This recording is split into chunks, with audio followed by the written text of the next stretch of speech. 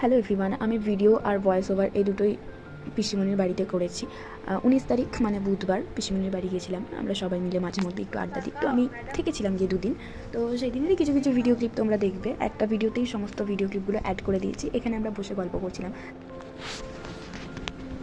আমি দুপুরে 1 ঘন্টা ঘুমিয়ে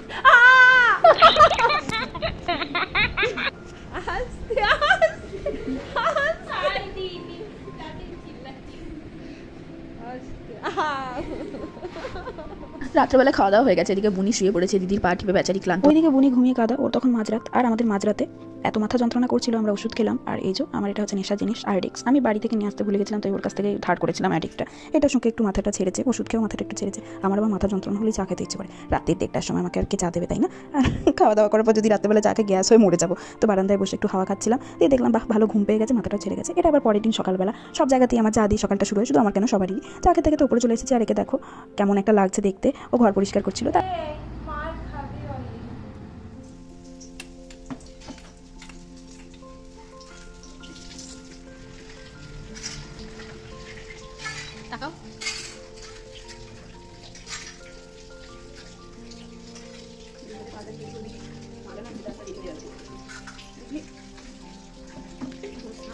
খালি হাত ধুচ্ছে একবার।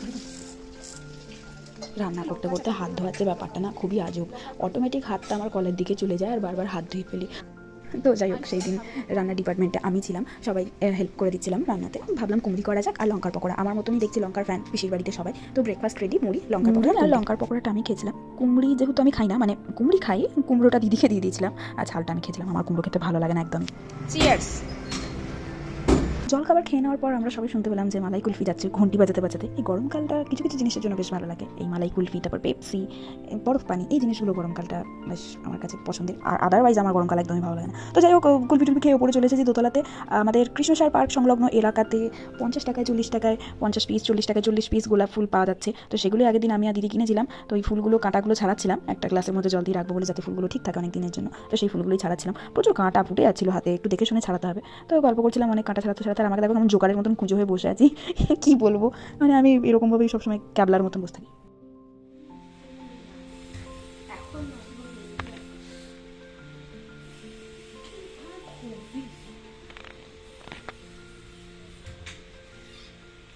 আমি কায়দা করে বললাম এটাই দেবে।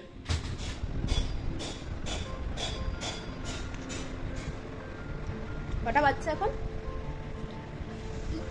1টা 20। অন্যান্য দিন আমি স্নান করি 5টা, কখনো 4:30। আমি এদের বাড়ি এসে, পিসিমণির বাড়ি এসে আমি ঘুম থেকে উঠেছি আজকে 9টা।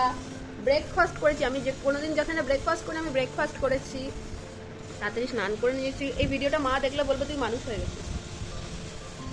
আমি মানুষ হয়ে গেছি, এতদিন জন্তু ছিলাম। সেইভাবে কোনো ভিডিও করতে পারিনি, তবে খাওয়া দাওয়া হয়ে গেছে। এরপর আমরা একটু ভাত ঘুম দেবো। 4:45 দে।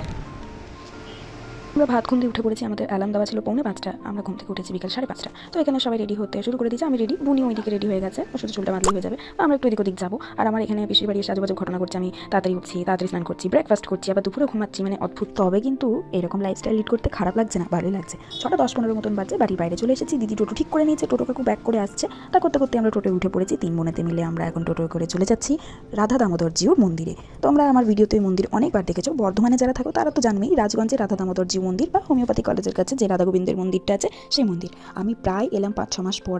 আমি সেই এসেছিলাম ঝুলন পূর্ণিমার সময়তে, তখন আমি তোমাদেরকে ভিডিও করে দেখিয়েছিলাম। এখন আর এদিকে অতটা আসা হয় না। ওরা কখনো যায়নি, ওদেরকে দেখালাম, ওরাও দেখে অবাক হয়ে গেছে। ওরা বলছে এত সুন্দর মন্দির আছে, সত্যিই জানতাম না। আর আমার খুব খুব ভালো লাগলো এতদিন পরে মন্দিরে এসে। আমার মন চাইলেই আমি এই মন্দিরে চলে আসি। আর আজকে তো ওরাও দেখে রাখলো, ওদের যখন মন চাইবে তখনই চলে আসবে। এখানে এলে না মনটা একদম শান্ত হয়ে যায়, খুব ভালো লাগে।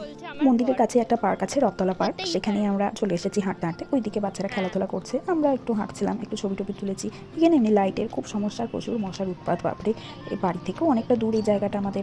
মাঝে মধ্যে আসা হয়, বুনিকে বললাম চল দেখতে, ভালো লাগবে। পার্কে তো মশার সমস্যা রয়েছে, তার সাথে সাথে লাইটেরও সমস্যা রয়েছে। দেখতে পাচ্ছ এত বড় বড় লাইট জ্বলছে, যখনই ছবি তুলছি তখনই অন্ধকার লাগছে, ফোকাস নিয়ে তুললেও অন্ধকার লাগছে। তো পার্ক থেকে বেরিয়ে আমরা টোটো উঠে পড়েছি। টোটো করে চলে যাচ্ছি কঙ্কালেশ্বরী কালীবাড়ি। কালীবাড়িতে ঘুরেছি, সেখানকার ভিডিও করতেই ভুলে গেছি। ভুলাক্কার ব্লগার নাম দিতে হবে আমার চ্যানেলটা, সবই ভুলে যাচ্ছি দিন দিন, মানে কি বলবো।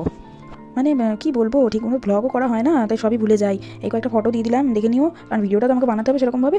রাত্রেবেলায় বাড়ি এসে খাওয়া দাওয়া করে নিয়েছি, ফ্রেশ হয়ে এখন বারান্দায় চলে এসেছি। এই যে বাচ্চাটাকে দেখছো, ওর নাম দিয়েছি হিরো আলম, কারণ ও আলমগঞ্জে থাকে। এরকমই অদ্ভুত ধরনের নামকরণ করি, সেটার জন্য হাসাহাসি করো না প্লিজ তোমরা। হিরো আলমকে দেখে রাত্রেবেলায় ঘুমিয়ে কাদা হয়ে গেছিলাম। এটা আবার পরের দিন সকালবেলায় গুলু চলে এসেছে। গুলু হচ্ছে সায়নীর দিদি ছেলে, তো ভীষণ কিউট। ওর নাম গুলু, ভালো নাম হচ্ছে আরুষ। খুব রাগি, কিন্তু গুলুকে ঘুরতে নিয়ে গেলে বা ফোন দিয়ে দিলে ও কিন্তু একদম গুড বয় হয়ে থাকে। এমনিও খুব গুড বয়, আর ওর চুলগুলো পুরো ম্যাগির মতন, আমার ভীষণ ভালো লাগে ওর চুলটা। আর সেই দিন আমরা গল্পে এত বেশি মত্ত ছিলাম, ভিডিওর কথা ভুলে গেছিলাম। দুপুরে খাওয়া দাওয়া করে আমরা একটা ভিডিও শ্যুট করছি। এটা আর কি বোনেরই আবদার। ও কিছুদিন আগে ইনস্টাগ্রামে একটা ভিডিও দেখেছিল, ওই আমব্রেলা ট্রানজিশন ভিডিও। আমাকে বলেছিল কখনো তুমি করে দেবে এই ভিডিওটা শ্যুট। আমি বললাম হ্যাঁ, তো এর মধ্যেই আমি যাচ্ছি, তাহলে করে দেবো। আর ঘটনাচক্রে বাড়িতেও গোলাপ ফুল ছিল, ওই তো আগের দিন যে গোলাপ ফুলগুলো কৃষ্ণসার পার্কের ওখান থেকে কেনা হয়েছিল, সেই ফুলগুলো যখন আমি ছাড়াচ্ছিলাম, তো তখনই অনেক কটা ফুলের পাপড়ি খসে পড়ে গেছিলো। তো সেগুলো দিয়ে আর কি ছাতাতে আমি সাজিয়ে দিচ্ছি। এরপরই ছাতা নিয়ে আমরা যাবো ছাদে, তারপর হবে ও শ্যুট। প্রথম শ্যুটটা হয়ে গেছে, সেটার আমি ভিডিও করিনি, এটা আবার সেকেন্ড শ্যুটটা হবে। তখন দুপুর 3টে বাজছে, আমরা ছাদে যাবো শ্যুট করতে।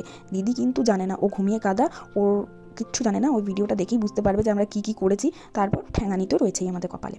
তবে এই ভিডিওটা করতে গিয়ে আমার কালঘাম ছুটে গেছে, বিশ্বাস করো। এত গরম আর এত খাটতে হয়েছে ভিডিওটার পিছনে, যে কী বলবো। এখন তত্তর করে আমরা ছাদে যাচ্ছি, কিনতে যাচ্ছি।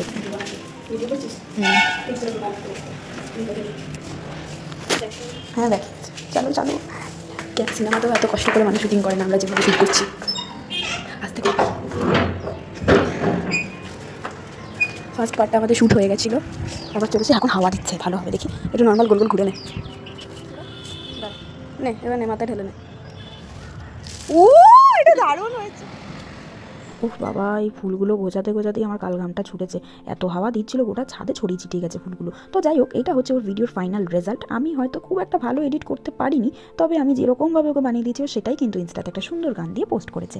আর এই দেখো, আমি ওকে বললাম যে আমারও তো ট্রানজিশনের দরকার নেই বাবা, আমি এমনি ছাতাটা ঢালবো আর ফুলগুলো আমার গায়ে পড়বে, একটা ভিডিও করে দিস, আমি ওতেই খুশি। তো এটা জাস্ট আমি এমনি বানিয়েছি, কোনো রিলস শ্যুট করিনি, জাস্ট এমনি বানিয়েছি, ভালো লাগছিল বলে।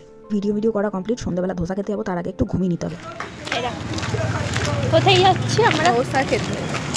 আচ্ছা, আমরা খাবো, দিদিরটা পার্সেল হবে। হেঁটে হেঁটেই যাচ্ছি, কারণ বাড়িটা এমন জায়গাতে অবস্থিত, সবসময় টোটো পাওয়া যায় না। আর সুন্দর ওয়েদার ছিল, ফুরফুরে হাওয়া দিচ্ছিল, ভাবলাম হেঁটে হেঁটেই যাই, বরং অসুবিধার তো কিছু নেই, আসার সময় টোটো করে নেবো। 2টো মশলা ধোসা অর্ডার করেছি আমার আর বুনির জন্য। দিদির ধোসাটা পার্সেল করে রাখা আছে, বাড়ি যখন যাবো তখন তুলে নেবো ওখান থেকে। অনেক কটা সেলফি তুলেছি বুনির সাথে। আর যখনই আমরা আশা সুইটস পৌঁছিয়েছি, তার কিছুক্ষণ পরেই বৃষ্টি শুরু হয়ে গেছিলো। খাওয়া দাওয়া হয়ে গেছে, বেরিয়ে পড়েছি, টোটো উঠে পড়েছি, দেখো কেমন বৃষ্টি পড়ছে।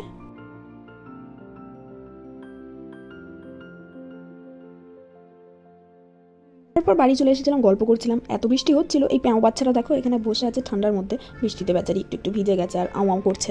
ও বাড়ি যেতে পারছিল না, তারপর আমরা ওকে ম্যানেজ করে পাঠানোর চেষ্টা করলাম বাড়ি। খুলে দাও, চলে যাবে, বিছানায় উঠবে না। এতটাই লাতখর হয়েছে, এটা আবার পরের দিনের সন্ধ্যাবেলার ভিডিও, সারাদিনের কোনো ভিডিও ক্লিপ নেই। বাড়ি যাচ্ছি, হাঁটতে হাঁটতে টোটো পাচ্ছিলাম না, ছাতা নিয়ে নিয়েছি বুনির কাছ থেকে, বৃষ্টিও পড়ছিল ভালো মতন। বাড়ি চলে এসেছি, 2 দিন ভালো কেটেছে পিসির বাড়িতে। আর দেখো, অনেকদিন পর জাঙ্গুপুঙ্গুদের সাথে দেখা হলো বলে ওরাও একটু এক্সাইটেড ছিল। আর এই কটা দিন খুব ভালো কাটলো। ওপরে এসে ফ্রেশ হয়ে বসে পড়েছি। যতবারই আমি দিদির কাছে যাই, ও আমাকে সুন্দর সুন্দর দেখতে ইয়ার টপস, গার্ডার্স, ক্রাঞ্চি, ক্লাচার এগুলো দেয়। তো এইবারে খুব কিউট দেখতে ইয়ার টপস দিয়েছিল, সেগুলো দেখালাম তোমাদেরকে। আরও অনেক আছে। আর আমাদের কয়েকটা ফটো দিয়ে ভিডিওটা এখানেই শেষ করছি। ভিডিওটা কেমন লাগলো সেটা আমাকে অবশ্যই কমেন্ট করে জানাবে। ভালো লাগলে একটা লাইক করে দেবে। দেখা হচ্ছে খুব তাড়াতাড়ি পরে একটা ভিডিও। আর ততক্ষণের জন্য টাটা।